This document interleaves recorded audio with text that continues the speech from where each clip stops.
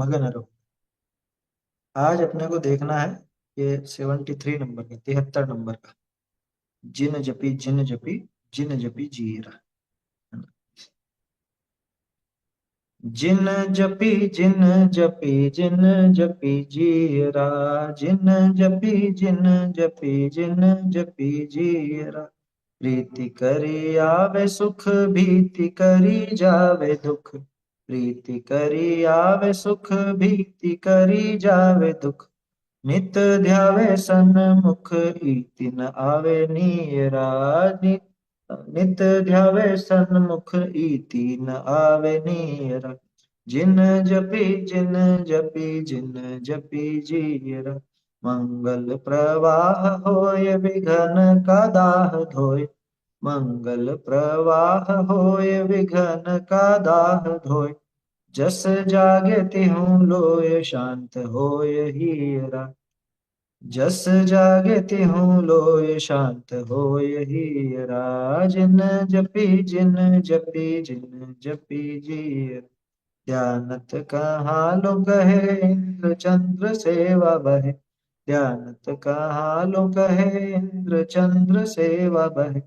भव दुख पावक को, भक्ति नीर सियरा। भव दुख पावक को, भक्ति नीर सियरा।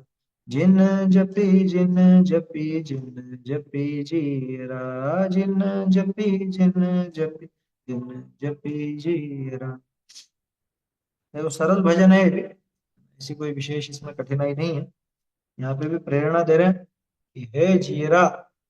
जीरा यानी हे जीव। वैसे तो खुद को ही संबोधन है कि अरे मेरे मन, ऐसा, है ना?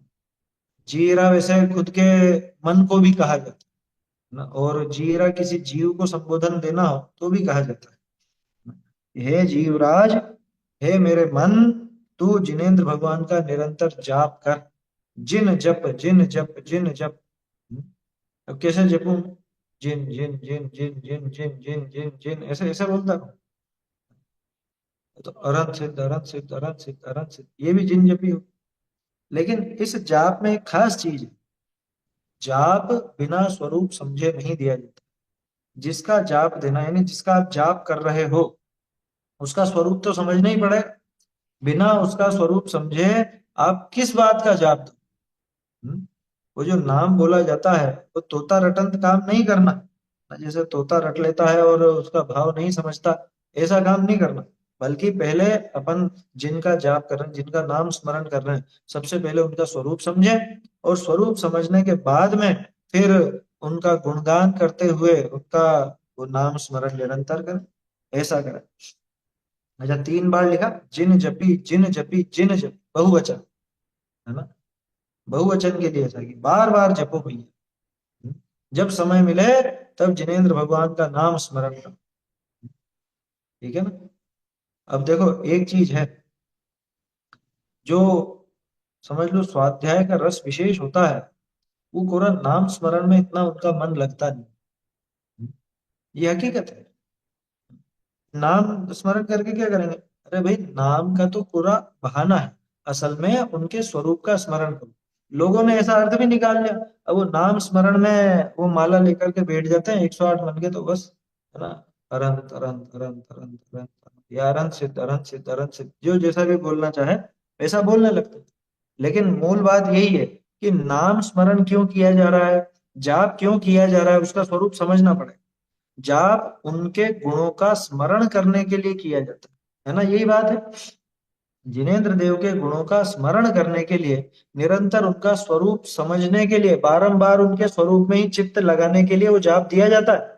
अब ये किसी और बहाने देता हो या सोचता हो कि बस ऐसे नाम बोल लेने से काम हो जाएगा, ऐसे नाम बोल लेने से अपने यहाँ पे काम नहीं होता, बताए, है ना?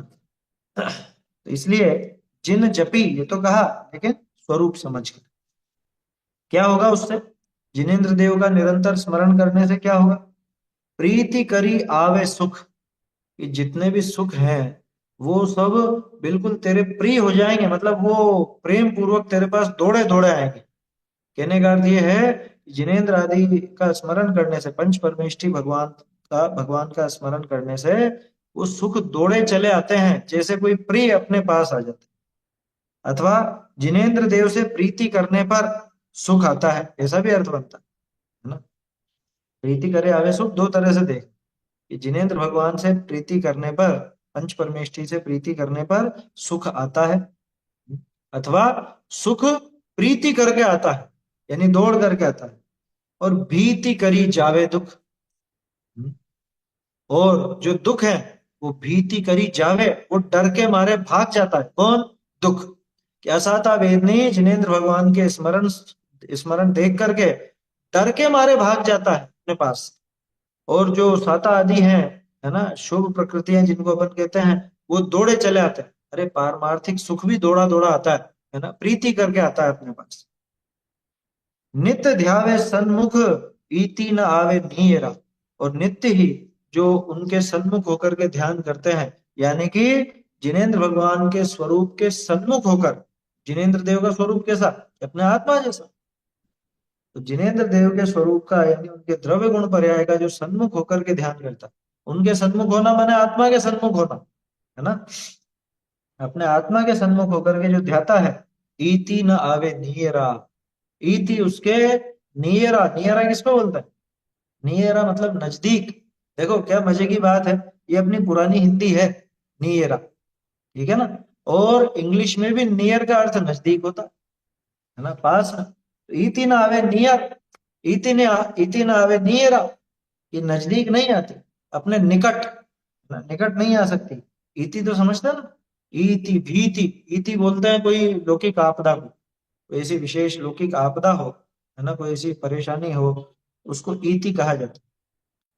जैसे महामारी हो, कोई रोग हो, है ना, जो बहुत ज्यादा फैल जाता, प्लेग वगैरह, उसको इति कहा जाता है।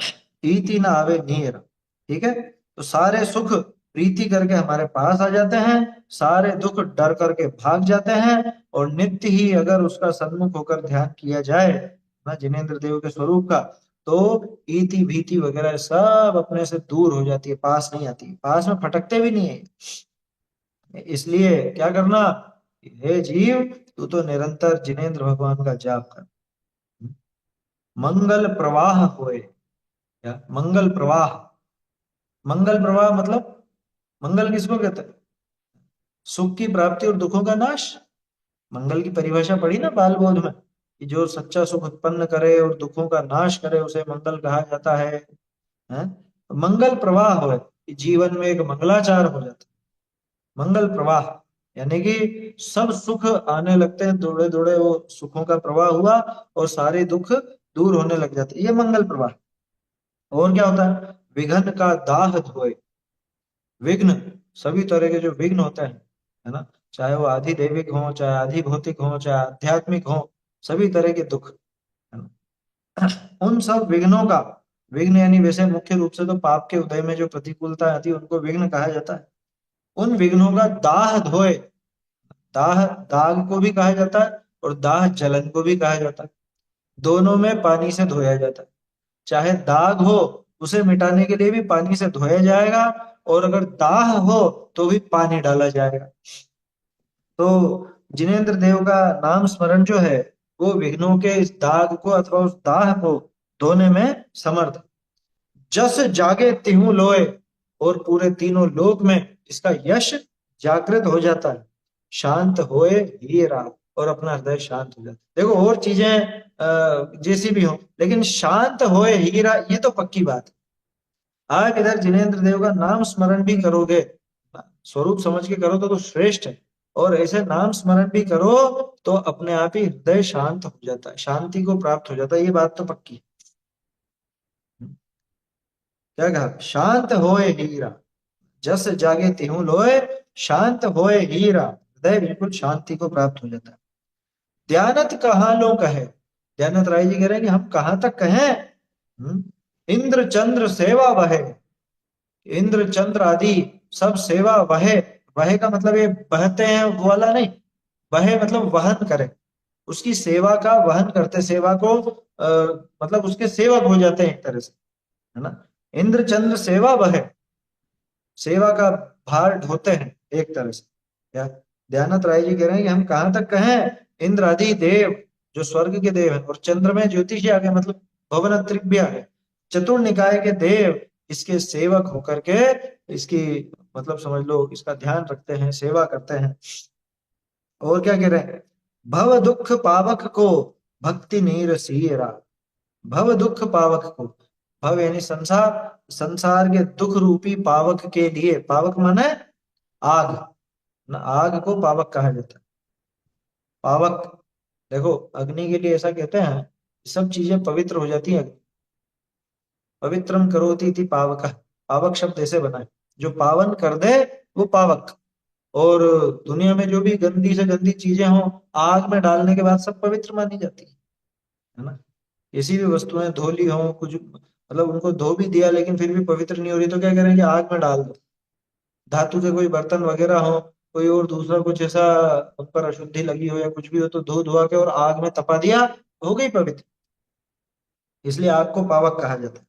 भव दुख पावक को, संसार संसार रूपी संसार में जो दुख है और वो दुख रूपी अग्नि है, उस अग्नि के लिए जिनेंद्र देव की भक्ति कैसी है, नीर सीयरा। नीर यानी पानी, कैसा पानी, सीयरा। सीयरा किसको कहते हैं, हाँ? सीयरा मतलब शीतल, आया समझ में? शीतल जल है वो। जिनेंद्र देव की भक्ति इस संसार के दुखों की अग्नि को बुझाने के लिए शीतल जल है। जैसे ठंडे पानी से आग तुरंत बुझ जाती है, ठीक उसी तरह से जिनेंद्र देव की भक्ति से संसार रूपी दुखों की ये जो अग्नि है, ये अग्नि भी शीघ्र ही नष्ट हो जाती है, बुझ जाती है। इसलिए यहाँ पे ध्यानात्रय जी कह रहे हैं, जिन जपी जिन जपी जिन जपी जीरा। इसलिए निरंतर हमको जिनेंद्र देव का स्वरूप समझ करके, है ना, भगवान का स्वरूप समझ के, पंच परमेष्टि का स्वरूप समझ करके हमको निरंतर उनका जाप स्मरण करना चाहिए, है ना, उनके गुणों का स्मरण करना चाहिए, उनका स्वरूप समझना चाहिए। और वैसे भी देखा ना अपन ने, तो 80वीं गाथा है प्रवचन सार जी की। हम्म, जिनेंद्र देव के स्वरूप को, यानी कि उनके द्रव्य गुण पर है, स्वरूप में और क्या आता है, जीव का स्वरूप द्रव्य गुण पर है। तो जिनेंद्र देव के स्वरूप को माने उनके द्रव्य गुण पर्याय को जो जानता है, वो अपने आत्मा को जानता है। तो इसलिए जब जिन जपी जिन जपी जिन जपी हो गया, तो इसका मतलब ये तो आत्मा को भी जपेगा। स्वरूप समझने वाला, ध्यान रखना, हर कोई नहीं, ऐसा लेना, ठीक है। ऐसा सुंदर भजन है, जिनेंद्र देव का निरंतर स्मरण करने की प्रेरणा देने वाला भजन है। तो अपने को भी हमेशा जिनेंद्र देव का, पंच परमेष्टि जिनेंद्र देव का जो नाम है, जो भी अपने पूज्य हैं, कुल मिला के वीतरागता का, है ना, क्योंकि राग आदि में अधर्म है, वीतरागता धर्म है। तो वीतरागता का हमको निरंतर स्मरण करना चाहिए, वीतरागी स्वरूप का, उसमें धर्म है, इस बात का निरंतर स्मरण करना चाहिए, जाप करना चाहिए। ऐसा ये भजन, आगे के फिर और बाद में देखें।